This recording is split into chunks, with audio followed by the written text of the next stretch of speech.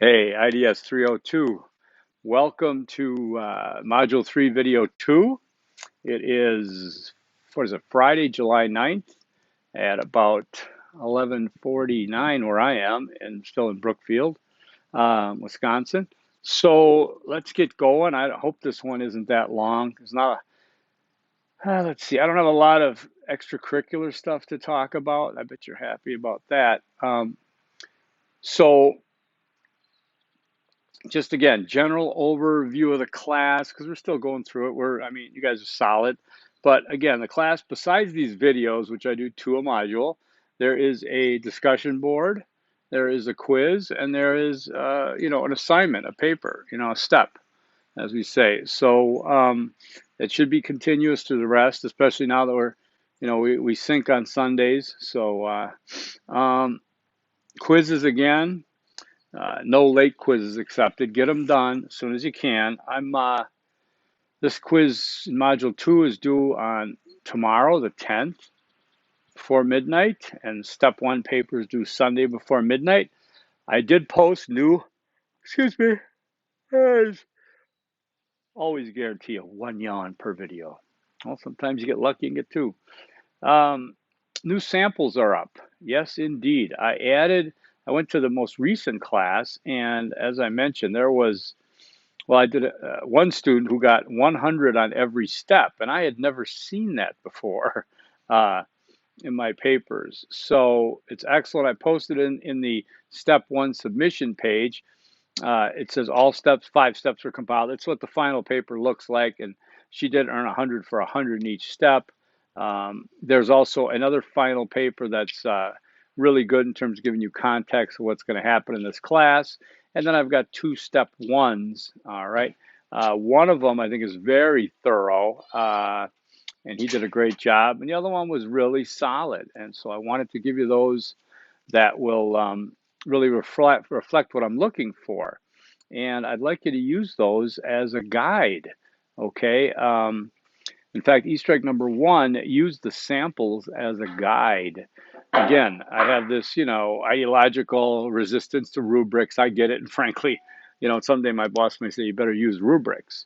But again, I think a rubric is more about just checklists. And checklists are not really found in natural settings. So, whether it's job, your career, your own entrepreneurship, um, what have you, a checklist just really isn't part of regular daily life. I make checklists all the time. I've got a checklist every day of the year. I've got so many lists in my on my Apple that I do use them. That's for me personally, okay? But to put it on someone else, a list, means that you're just going to complete the list. I mean, why? There's nothing else on the list. I might as well complete the list. According to the list, I got 100. I don't like it that way. I don't. There's some common sense things about formatting, spelling, and grammar. There is the writing contest, and there's the organization of the paper.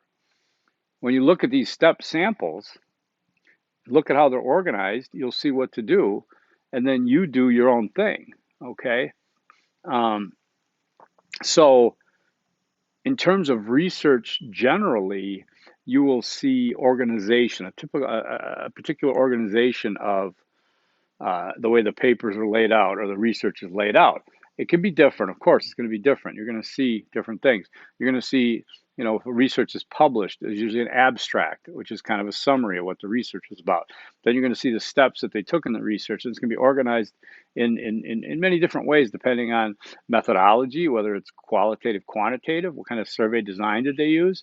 And they're going to go through, how they collected data and what they, the literature reviews. They're going to review the research that came before their research and how it's moving along. As I've talked about generally in research being additive, that research is going to look at what came before them. They want to take it here, and it just keeps moving and building. So we're going to use this Tanner's 5 steps of integrative research. It's a great fit for us. It's lined up with the rest of the course now, step 1, 2, 3, 4, 5. So you're going to do this paper for each module, and that's fine because this course is a literacy course, which means you need to have, writing components to it, pretty significant. And these are. Uh, then you, like I said, you've got a quiz so that because you got the text and you're going to look at some material. So we want to make sure that you can articulate. If you look at the goals of the class, objectives of the course, these fulfill those to being interdisciplinary, right? And then you've got a discussion board, which just touches on different things. And the one next week is near and dear to me, and I'll get into that on Sunday or Monday's video. But in the meantime, let's continue to look at step one.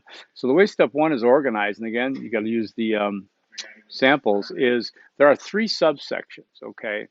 And those 3 subsections are statement of the problem, purpose of the study, and significance of the study. All right, so you're going to go through the samples and they'll give you guides on what to do, and then use your words, use citations. What do I expect for sources in this? Well, I expect that you should have at least one good source for each subsection, okay? Sources back up your work. They back up your claims, okay? And that's what you need. You can't just write that more people than ever use alternative medicine. That's not a academic statement of any kind. That's hyperbole. It's got nothing to back it up. If you said, according to the American Medical Association, which covers these things, or something, recent studies have shown that a growing percentage of respondents or people are in favor of alternative medicine, and you cite where that came from. See the difference? So you've got to be careful there. Some of your topics and things go back a ways, whether it's Second Amendment rights or something. Some of them are fairly recent, like Black Lives Matter. You can take it back to Ferguson or whatever it actually started. And so you're going to have a lot more recent sources to look at. I want you to be really careful. I want you to be careful not to use yourself in this paper. There is no I. There is no me. There is no my. Okay? No I, me, my. There is also no weak sources. So you don't use Forbes.com. You don't use Wikipedia or anypedia. You do not, under any circumstance, use the dictionary as a source. Okay? You can use New York Times, Washington Post, or some of these, but, this is a big but, only in the context of it being one of maybe 6 sources. The other ones have to be really strong. Yes, and then you can enhance with something less academic. But academic sources are typically found in academic journals, and I encourage you to use the ASU online library. And we're going to get a lot more into that in step 3, but just to give you a heads up on the sources that I expect to see here, I'd like to see them be good sources, okay?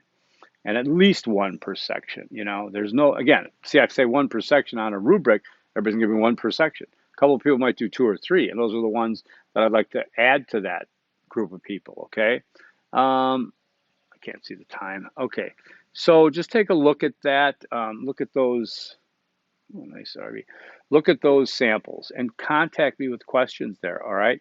Did I do an Easter egg number 2 yet? I don't think I did. Let's just say Easter egg number 2, I am going to change it. And I'm going to say no, I, me, or my. No I, me, or my. Okay, and don't try to get around that by saying we, as in like you got a team of researchers doing it. No. So that's what I mean. It's about the pronouns to try to get rid of, okay? Even including you and whatever. It's, like I said, think of academic writing. Think of the writing you see in your text and such. So, beyond that, again, we're talking about, we're doing integrative research in this class. We are doing research. And research is something that, again, I just researched to rent a car while I'm here because I'm stuck. No, I've been getting around, but I'm going to use a car Monday, Tuesday, and go see some people. And I had to research for a rental car. Well, of course I can say research, but it's not research like we're doing here. In this case, when you see articles like I've attached to these videos, some of those in the first one, especially about, about the National Geographic research and about different kinds of research. And when you see that in an article, maybe reprinted from elsewhere. I'd like you to just know that you're looking at a higher level of knowledge and of evidence.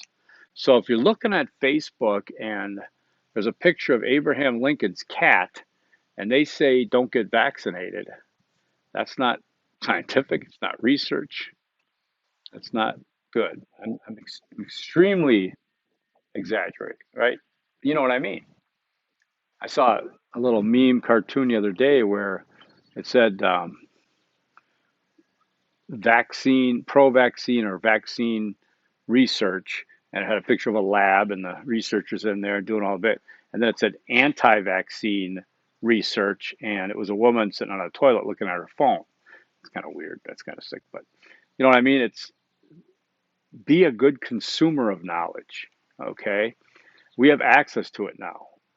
You know, my friends and I don't have to have arguments or disputes about who did what when in terms of, some kind of event or something like that. You know, I've showed them how to use this. There's more knowledge here than they could ever imagine. So be a better consumer of knowledge. Don't spread false knowledge. And when someone makes a claim of something, I have this discussion with friends. I've been visiting, I think, and talked about somebody said, well, Social Security has run out of money because of this or that. And I didn't know. I don't know. So I looked it up and I found out. My assumption was correct that it's a complex issue. Same with hearing, the claim that California wildfires because they haven't raked the forest floor. And I looked that up as well. I didn't try to make any claims that I don't know, but you can find out the answers to those things then. Okay, especially if someone isn't really being able to back theirs up without anything except a Fox News report or a Hannity report or something or such. Got a problem with that? Just kidding. I'm gonna make some noise. Oh, make some noise. Raise the roof. I'm almost done here. All right. We got a whole crowd gathered around watching this video. Oh, they can't even hear that. I've tried to make noise. Anyways, yeah, real professional, right? So I just want to kind of apply some of the concepts here to real life because, again, I want you to know that I think you chose a good class to take. You had a lot of choices to take. You could have taken baseball and something. I don't think those are interdisciplinary classes. I don't think they teach you or show you and allow you to apply your interdisciplinary skills to an integrative fashion. And this is what you're in this degree program for, to be able to be integrative and to consider what it means to do this as opposed to this. Okay? So, Easter egg number 3,